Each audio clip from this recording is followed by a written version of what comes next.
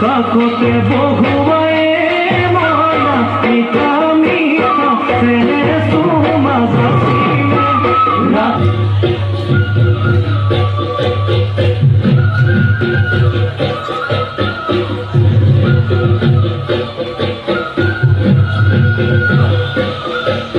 তেওঁলোকে এনেকুৱা এটা অনুষ্ঠানৰ জৰিয়তে আমাক এটা সুযোগ দিলে যিটো আমাৰ মূল্যবৃদ্ধিৰ সময়ত গাঁৱৰ ডেকাবিলাকে অন্য ঠাইলৈ গৈ কোম্পানী হওক ক'ৰবাত হওক তেওঁলোকে কৰ্মসংস্থানৰ কাৰণে চাকৰি বিচাৰি গৈ থাকিব লগা সময়ত তেওঁলোকে আজি আমাৰ গাঁৱতে থাকি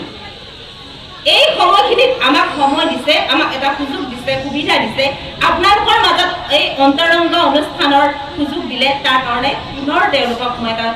আন্তৰিক ধন্যবাদ জনাইছোঁ।